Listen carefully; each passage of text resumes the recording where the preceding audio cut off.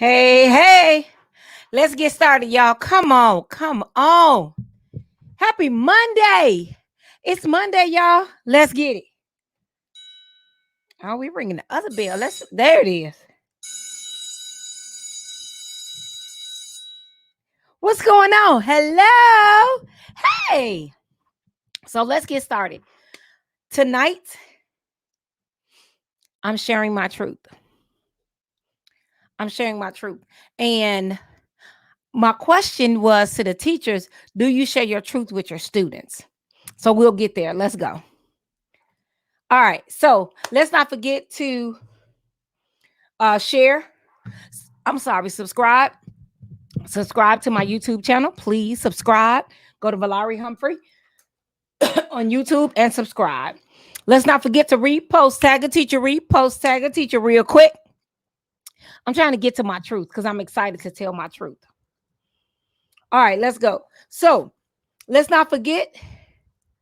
Let me hit that so y'all can see a little bit better. There we go. I see. Hey, Janine, I see it. So what I did there, hold on. So I just said to subscribe to my YouTube channel. Please subscribe to my YouTube channel. Hey, Miss Herder. All right. Repost, tag a teacher. And let's not forget that we here at Extreme Teachers, we empower teachers to discover, develop, and utilize their superpowers and to transform students' lives around them. That's what we do here at Extreme Teachers. So last time we were together last week, we talked about what did you learn during the pandemic?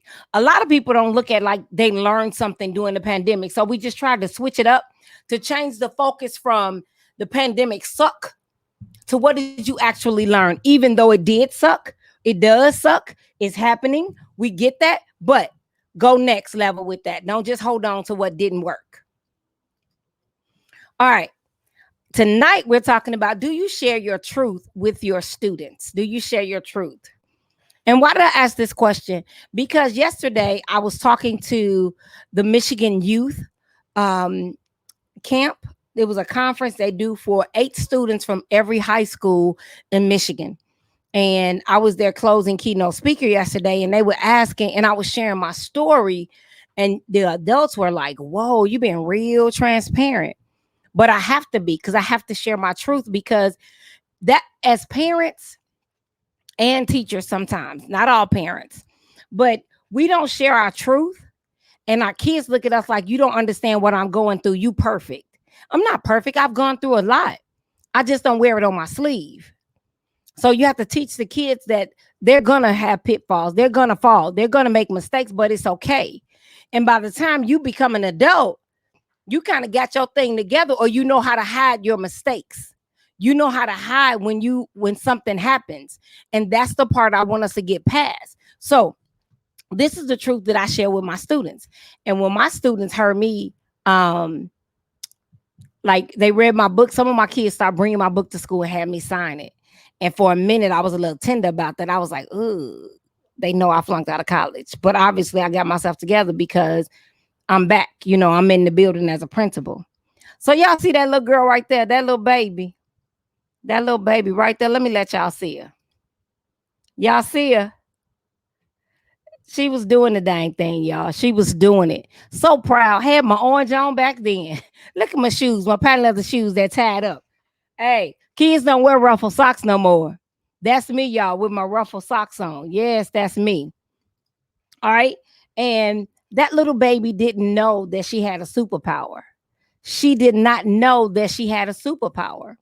And she struggled because no one told her that it was okay to be her. And that's me. It was a long time before I realized that I could be me. It was hard though. And you see here, right here, this is my second grade report card. This is my second grade report card. I was in second grade in 1974. And you see, my teacher told me right there, she said, Valari is very talkative in class. So I thought something was wrong with talking. So I kept trying to stop myself from talking. And as teachers, sometimes we tell our kids what's wrong with them, and we don't give them an actionable give them actionable feedback. So then they think something's wrong with them when we tell them you talk too much. See, that's really their superpower. But you're not teaching them that's their superpower. You're teaching them that's their problem. That's really their power. Let's stop teaching kids that they got problems. She made me think talking a lot was a problem. It was my superpower that she didn't teach me how to govern. She didn't teach me how to use my superpower. She was so busy boxing me in and telling me not to talk. She didn't give me time to talk. She just told me not to talk. So if you have a kid that talk a lot, let them do the announcements. Let them read the answers to the homework. Let them do something where they're talking. I hope that makes sense to y'all. If you have a kid that loves being in control, let them do something in your class where they're controlling something. Kids that want to be supportive, let them make sure everyone's pencil is sharpened. I don't care what you let them do. You figure that out. I'm just naming some stuff. But see, my teacher did not realize that I had a superpower. She told me something was wrong. Let me make it a little bit larger for you. The Laurie is very talkative. Wow. And my teachers, please don't say it in a negative. Tell your students and their parents, Valari's limitation is that she can talk when she should not be talking. It's a limitation. It's not a weakness. Let's stop teaching kids that something's wrong when they're doing too much of whatever you want them not to do. Because here's the deal. I probably talked too much because she didn't like talking. But this gave me nothing here. Tell me the solution. Valari needs to focus on her work more and then talk when time is appropriate. I'm a communication specialist, but she didn't teach me that. So I kept thinking something was wrong with me. I'm not saying it's her fault, but more and more my report cards began to say that I talk too much. And they didn't get it. They didn't make me think that I could be amazing. And I'm going to be real transparent. This is my transcript from college. This is my college transcript, y'all. So let's look at it. My freshman year in college, I'm being real with you. I ain't got nothing to hide. I had a F, a B, a F, and a D.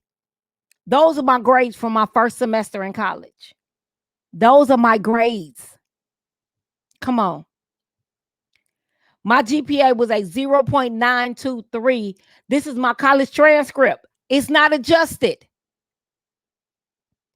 I had a 0.923, but I wear it on my chest like it's my essay. I wear it on my chest like it's my S because I got a superpower. And I used to hide the fact that I had a 0.923. It's not too many people that knew I flunked out of college. They didn't know I had a 0.923. But I wear it on my chest like it's my S. I promise you I do. Let's keep going. I was put on academic probation. Yep. Then I came back and thought I had it all together, and I had a 1.448. Did I circle it? You didn't even see it. I got to put a circle around my grades. I had a B, a D, a D, a BB, and a D. I had 3 Ds and 3 Bs. Come on, y'all. It ain't the grades, y'all. It ain't the grades. It's the growth. It's my growth that got me through college. Y'all can quit talking about I keep telling y'all keep looking at these grades. They don't mean jack. That all grades do is mean I took a test and I passed it. Let's talk growth. But let's keep talking. Come on. I was on academic suspension. I got put out. I keep telling people they put me out, they kicked me out. I really flunked out of college. I'm going to be honest. I flunked out of college. Let's tell the truth to shame the devil. I flunked out. And I ended up going to Loop Junior College, downtown Chicago, to get back into the school that I once went to. I had to petition to get back in. Y'all see that? I had to petition to get back in. But I ended up graduating with a degree granted. Right? My degree was granted. I had a degree in elementary education, but I had to really grind. But how many teachers actually share this story with their students? Share their truth. Because your kids need to understand when they make a mistake, it's going to be all right. It's going to be all right. Let's keep it. We always tell kids, keep it 100, keep it real. Come on. Let's keep it 100. We have all failed at some point or another at something. So let's stop presenting this "we got it all together" as a teacher attitude, because we don't. We don't. And I ain't shame. It's the S on my chest. Y'all see it? Y'all see it? I'm telling y'all, when I tell people this was my GPA after my freshman year, they go, "You lying. There's no way that was your GPS." Yes way. Yes way. You see it. It's right there. But see, that little girl didn't know how powerful she was. She didn't know how powerful she was. See, and it took a teacher, my sophomore year in college, I want to say my junior year in college, that really poured into me, that made me feel like I was amazing. And it was a class where I was doing projects and I was doing presentations.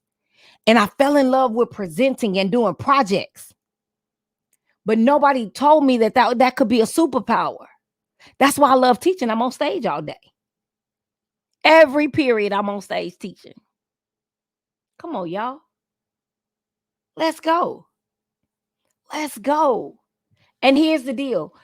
No way would I have expected to be this person. Because see, she talked too much. She never shut up. She talked too much. An award-winning author. 3 times over. I got 3 books. I'm not bragging. I'm telling facts. I was one of Illinois' Teachers of the Year. And then I was one of Illinois Citizens of the Year. But that little girl didn't know she was amazing because she was told she talked too much. So you show your kids your story. So then when you share your story, they see the triumph. Because all they see is this perfect teacher that stands before them. They don't see the failures. They don't see when you bumped your head. They don't see when you got dragged through the mud and your parents are going to put you out. All they see is you stand in front of the class with the teacher's edition and you teach. And you tell them what was wrong with them. You tell them when they don't have something right. Oh, it can be done. And then one of my greatest accomplishments is donating a kidney to my mother. I am a living donor. So everything else on this page, I don't care nothing about. I was able to give my mother 6 more years on this earth. But see, we stand in front of our kids and we tell them what they're doing wrong. Do we show them the season where we did something wrong? And let them know it's going to be all right. This is why we tell them it's going to be all right. This is why we tell them when old girl bullying them, it's going to be all right. Because, baby, if I told y'all my bully in 3rd grade, I remember the day she kicked me in my thigh. But then I remember the day that her child was in my math class. And I remember the day when I see her now, it's like, I still get a little in my pit. I want to punch her in her gut. But that's okay. Because she had a lot going on in her life that caused her to bully me. But that's okay, y'all. We have to tell our kids we make mistakes. And we have to let our kids know that. We have to let our kids know that. But see, now I sit as the International Director of Education for School Days with Dr. Eric Thomas. That little girl didn't know it was going to be all right. That little girl was told she talked too much, but now she travels the world and she talks to educators, right? Right. See, now I know it's all right. But when I get a kid in my class and I tell her it's going to be all right, it's not all right for her. So we can't just brush kids off with it's going to be all right. Because the turmoil that they're going through, they think it's the end all be all because you haven't shared your truth. You haven't shared your truth. You have to share your truth with these babies. And then guess what they'll do? They'll dream. They'll dream of what it's going to be like when this is over because you've shared your truth. See, somewhere around 4th grade, 3rd or 4th grade, we stop clapping and we start correcting. See, when they're younger and they color outside the lines, it's like, Oh, look at the picture. Put it on the fridge. It's so cute. They coming there around 7th grade and they coloring outside the lines. You like, hold on, dog. We got to have you tested. Why you coloring outside the lines like that? See, we stop clapping and we start correcting.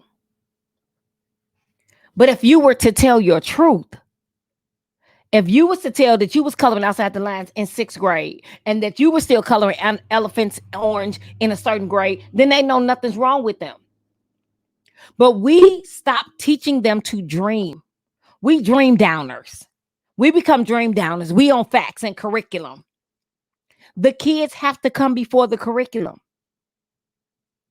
Teach your kids to dream. If you could start a business, no matter what, even if it was something that wasn't logical, what would you do? Teach them to dream. Because see, that little girl in me that was told she talked too much, I didn't dream of being the international director of education. I didn't. I thought being a teacher was it, because that's all I saw. So I stopped dreaming of higher. I stopped dreaming. But see, when you surround yourself with people that's still dreaming and still chasing their dreams, see, you got to dream big.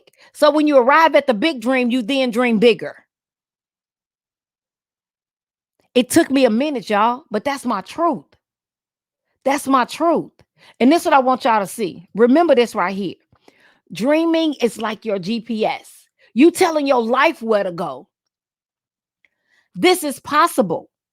You're telling your life where to go and you make a decision and you put it in and you hit go. You got to hit go. You have to dream. Teach your kids to dream. Stop thinking that because you're a certain age, you can't do something. Oh, it's too old for that. I'm too old for that. No, you're not. No, you're not. You see, August 23rd, I'm going back to school to get my doctorates. I'm 53. I'll be 54. When I cross the stage, I'll be 57. Well, depends on 57, 58. Getting my doctorates. But I'm getting it. I'm dreaming. Look, y'all, when I write my list out for what I do every day, when I write my list out, no joke, when I write my list out, I remind myself right there. You see it? Dr. Humphrey, educational guru. I write it down every day. I dream. Don't let nobody tell you not to dream. Don't settle. Don't stop. I don't care how. Don't let nobody tell you too old for that. If it's something positive, don't let nobody tell you that. You got to keep pushing. Keep dreaming, y'all. Your dreaming is like your GPS. It's going to tell you where to go. And you have to teach your kids to dream. Share some goals with your kids and let them see you accomplish that goal. That's why I push to have this conference every year and to get some speakers in here that's going to change your life, because they're changing my life because they're in my circle. I learn something new about education every day. So some of the speakers I found on the internet, and I said, what your story is amazing. What you're sharing is amazing. I need that for my teachers. And what do I get from teachers? $97 too much to pay. Really? Really? If you had to get some albuterol for $97, you're going to get the albuterol, right? But you're going to complain about it, but you're going to get it. Act like this is life-changing for you. It's saving every kid's life. We have a problem in education. Less than 2% of educators are Black males. Less than 2%, y'all. 2. Out of all the educators in the world, 2% are Black males. But when you look at the discipline issues are Black males. And then they talk about the prison, the pipeline thing. But let's figure out how to train these Black males to be educators. How do we get them into the classroom? How do we get a mentoring program in the building where they can see men doing something positive? Because if you teach in the hood, they seeing Leroy, Shaquan, Nike, they seeing all these fools out here in their cars with the rims, with the chains, with all the Jordans on. That's what they seeing. So guess what? If that's what they seeing, that's what they want to be. That's what they sending their GPS to. They sending them to that J. Ron that's on the street. That they GPS and want to be like J. Ron. Come on, y'all. Let your kids know that you have made mistakes. Let your kids know that you have made mistakes. I am hell bent on pushing the agenda of getting more African American males into the classroom. I'm pushing that. In our conference, we're going to have a real, raw, and relevant conversation with some Black male educators. Tell me what your struggles have been. Let's be honest. Let's have a real, raw, and relevant conversation. And then because here's the deal, 67%, over half are just female. Just if 2% Black, you got 67% are female. Right? Come on. We got to do something. We got to do something different. We have to do something. And it's not a minority fair. They cute. But we got to flag the African-American males that's coming through and hire on purpose. Hire the qualified, not the colored, the qualified. But how do we do that? Let's put together some initiatives. Let's go to some HBCUs. Let's put some funds aside to put some workshops together and go talk to these colleges that have educational departments and talk to them. We want to talk to your Black male educators. Let's put together some scholarships for some Black male educators. Let's do what it takes. They got the Golden Apple Scholarship. We can have the Black Brother Scholarship, whatever. I'm making it up, but I'm just saying. All right. I'm not going to tarry long, but here's my points from tonight. Be honest. Be as honest as you possibly can with your students about your journey. Let them know where you made mistakes and that you can bounce back. Let them know that it's okay to dream. Because when they look at you, they have to see someone who made mistakes. So in a sense, they have to see someone like them. And that's why it's important for our Black male students to see someone like them. It's great for Black students to see a Black teacher. But when I surveyed and I've asked people, how many Black male teachers did you have in your lifetime?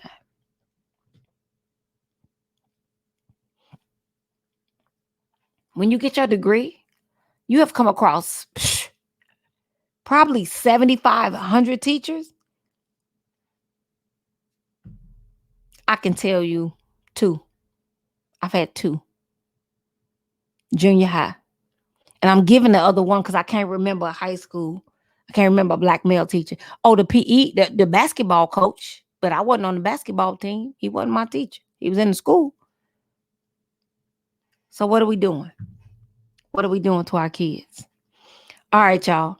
That's it. That's all, says the clock on the wall. Go be amazing on purpose. And I want y'all to remember, we here at Extreme Teachers, we empower teachers to discover, develop, and utilize their superpowers to transform students' lives. Let's get it, y'all.